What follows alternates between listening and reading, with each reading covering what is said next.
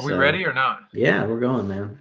We're going, man. We're going. This might be our last one of the year, by the way, because I'm out of town at the end of next week. So if we want to get one recorded next week, we'll have to do it Monday, Tuesday, probably one of those 2 days. But yeah, so it's our new format. We're trying to do one video a week. We go to our directors meeting, and that's one of our tasks, you and I, is to do one of these a week and let the community know what's going on. And we're trying to do it in a 15 to 20-minute format, one topic per week instead of a big old long discussion about 18 different things in an outline like we've done in the past. So I think this week what we're going to touch on is we announced our Simplicity deal for 4 of their locations and our new, what we call internally, our Alpha program. So everybody thinks I'm goofy because I name everything in acronyms, but we have our Omega program we talked about last week, and this week we'll talk more about our Alpha program. So it's the concept of being all-in-one solution for venues to be able to drop esports in, and we provide everything soup to nuts. Don't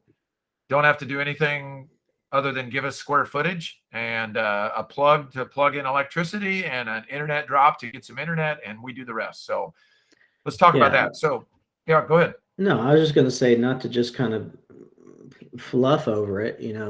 Everything from soup to nuts means everything that a customer would interact with in an esports arena. It's not necessarily, wall decor or audio video systems per se, but we're providing desks, chairs, peripherals, monitors, PCs, server hardware, the GG Leap software, the GG Rock software, our team to come on site to set everything up, and our team to remotely support you and do daily updates for games, apps, and software updates.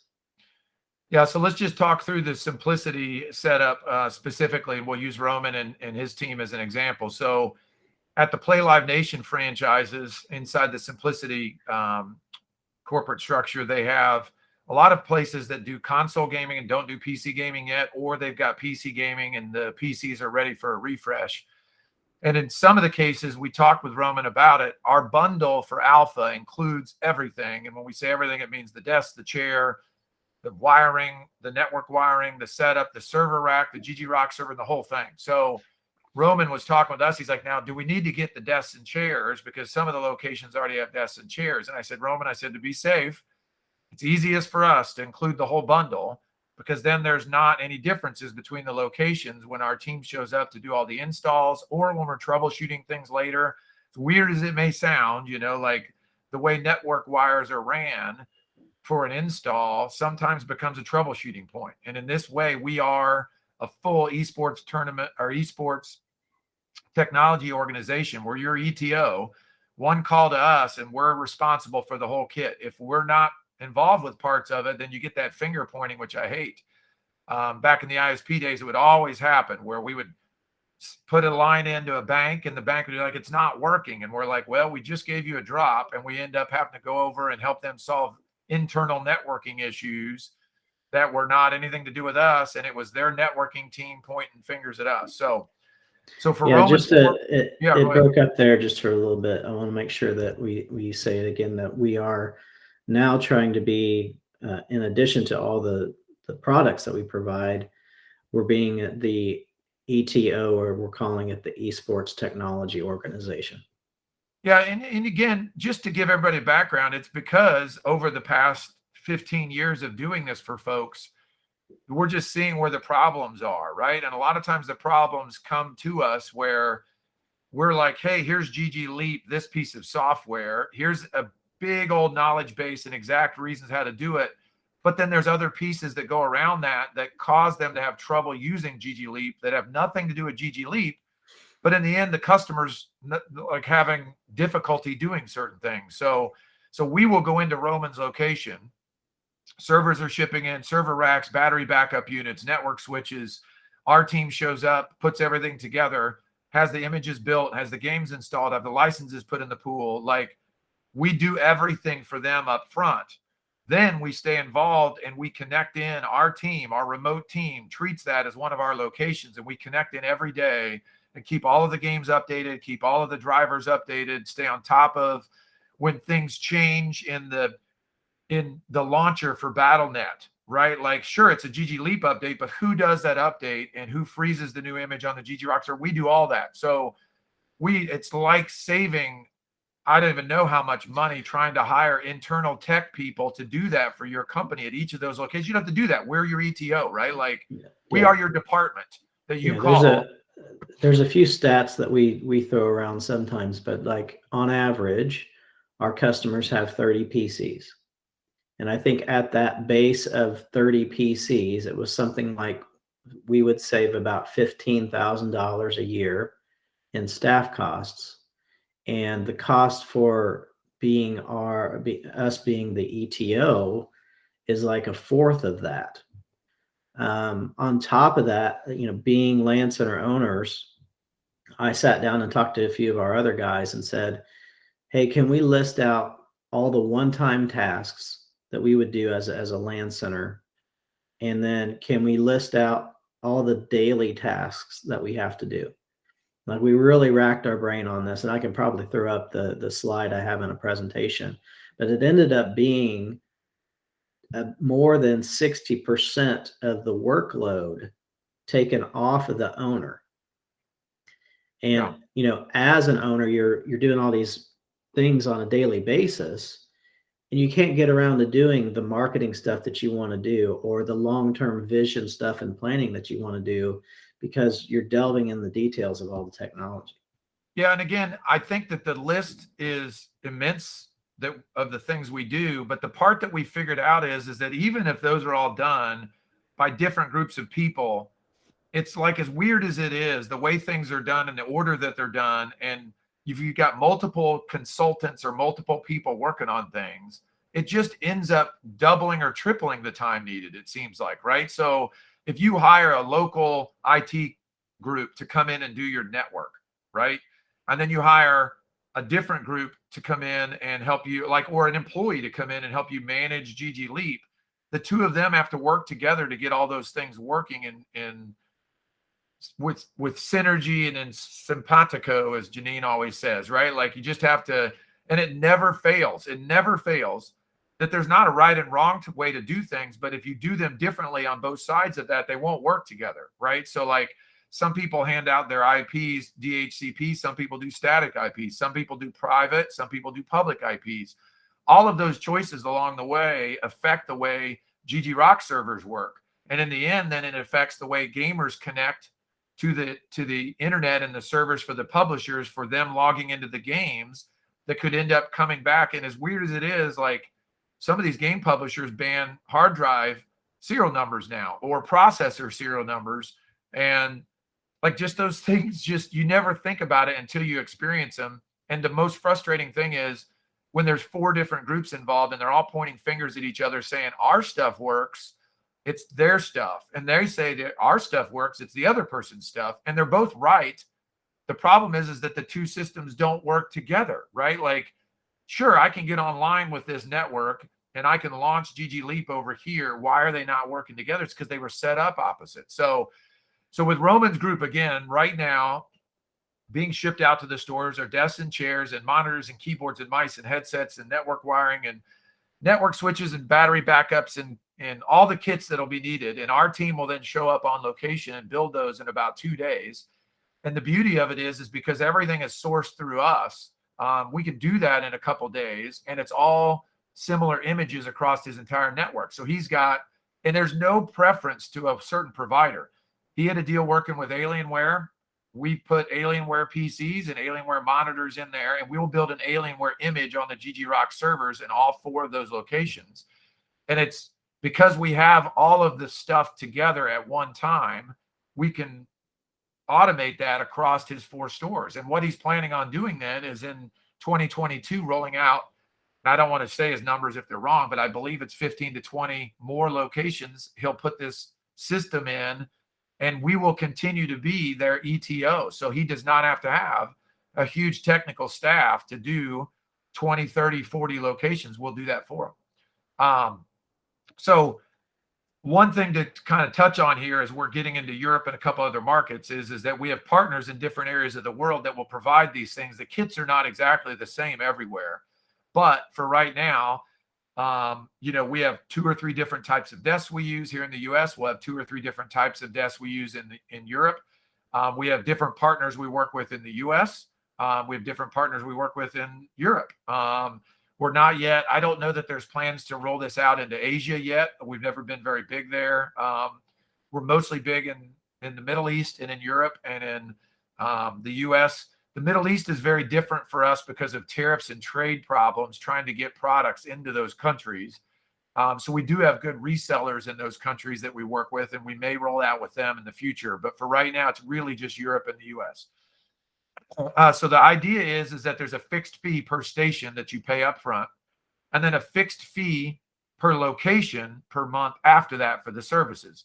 Now, we have our own formula that we use per station, but it really just comes down to a flat fee. I don't have permission from Roman to share what we're doing for Simplicity, but I can tell you that it's a lot less, as you stated before, than him trying to manage that thing for himself. And it includes our whole suite of software and services packages so that we don't have to nickel and dime all that. So it's not $5 a PC for GG Leap and $5 a PC for GG Rock and $5 a PC for game maintenance and $2 a PC for 24-hour support, right? Like, it's just all bundled together. And again, it includes us maintaining and warranting all the hardware because we put it all in with our partners. So the servers and the PCs and the monitors especially are all warranted through our partners for the life of the contract, which is usually 3 years. So we look at doing a 3-year contract because that's when the hardware will need refreshed. And again, at that time, we don't have to put new desks and chairs in necessarily, but the option's there. At that point, if there's been wear and tear on the chairs, we put all new chairs in at that state. It's always a nice thing. Like I said this to somebody yesterday, it's just like, do you want to try to go to 5 different people, call 5 different companies to meet all your needs, or do you want one company that you can call about all 5 things? Which is where we're trying to go. And again, it's not us being, you have to do it this way. It's just, we get more and more folks that are business people that want to focus on the business and not have to worry about all the variables involved. And so our expertise is enough that we know what needs to be implemented. And we would rather take that off of somebody's plate so they can focus on what they're good at. Yeah, I'll just use another example that just happened today. So we internally, like, as weird as this is, a lot of our departments for GG Circuit want to be rated based on customer satisfaction, right? And it's a very hard thing to rate, right? Like, you get to the end of a process, fill out this survey, tell us smiley face or frowny face, right? Like, it's very hard to know, but I do know that satisfaction is about longevity of customers with us. Satisfaction is about, will they refer us to other people? And a lot of times satisfaction is just the relationship built with those folks, knowing that, like, we know those people, they know us, they know who to call, they know how to get certain person on the phone or in Discord or wherever they're trying to reach out and get an answer, and they trust us, right? It's like a trust value. So just today, we have a customer that made network changes on their network, the way their network works, right? And just, this is the old way that I don't like. Like, we're not in charge of the whole thing for this customer, but they license our software. They made some changes to their network and parts of our software stopped working. And, like, it's 5-alarm fire. We're the enemy. Our relationship's not good with them. They're mad at us. They feel like they're down because of us. And again, I'm not even going to say the name or anything else because it doesn't matter. But at the end of our team jumping in and sorting through problems, we found out that, sure enough, they'd made a network change and we're not in charge of their network. And that, because of that change, some of our stuff stopped working. I hate that. Like, it's not about being right or wrong. It's about, they had downtime. The customers were mad. They were frustrated. They didn't know how to fix it, right? Like, they couldn't troubleshoot and figure out what was changed. And then we had to jump in with our engineers to solve the problem that wasn't ours. And so everybody's unhappy. Like, it's an unhealthy relationship. And it's just not good for the longevity of that client with us. And it may be things that ruins customer experiences and gives them frustrations. They may lose employees. They may lose customers. They may go out of business because of things like that happening, right? So we just want everybody to have the best chance to succeed in this industry. And we've identified that the easiest way to do that is to just claim ownership of the entire setting So there's no fingers to point at anybody else but us, right? Like the only thing we can't control at that point is if your dog walks into your office, just like happened in the video, and chews through a cord that knocks out your network, right? Like I can't control that, but I can control everything else technical and everything else internet wise, software wise, game license wise, all of that stuff is our responsibility. It's just easier if we take that responsibility on. And again, we'll own it. If it doesn't work, if something's not working, then there's nobody to blame but us. And again, we just started this kind of alpha concept in the last 2 months, and we're selling a lot of them now that people call and they're like, can we have licensing? Can we buy consulting where you advise us to buy these things? And we're like, listen, we've done this for 17 years, right? Like 20 plus years if you can count all of our partners in Ireland that do this. Like, we've just done this enough that we can give you a list of things to buy. And if you go buy them from those people and you go configure your network yourself following our advice, in the end, there's going to be frustrations. How about you just let us do the whole thing for this price? And it's honestly, because we're buying in volume a lot of this hardware, it ends up being cheaper than if they bought all this stuff themselves. Like that was probably the final selling point for Roman and Simplicity with us, is that he got a better deal per station than he was just going to get the PCs and other stuff. And it includes everything else we did for him. Right. So he didn't have to get hard drives in the PCs because our Pixie Boot solution does all the booting from remote, right? Like it just all worked out. And when I gave him the price, you know, it was a better price for him than just buying the PCs. And now he has an ongoing partner that's going to help him with all of his locations. Right. For sure. Cool. Yeah, well then let's do one early next week. And let me ask you this, J-Mac. I know this is a problem for us. Alpha is not really a product in our system, right? Like somebody doesn't call up and say, I want to buy Alpha, right? They're like, oh, I'm interested in GG Rock. How much does that cost? I'm interested in GG Leap. How much does that cost? So right now, for folks that are interested in learning more about Alpha, it's not like a secret or anything else, but it's also not like something we've posted online as like, go click here to learn more about Alpha. They just need to reach out to us. We'll connect them with one of our account managers, and our account manager will walk them through the process, correct? Right.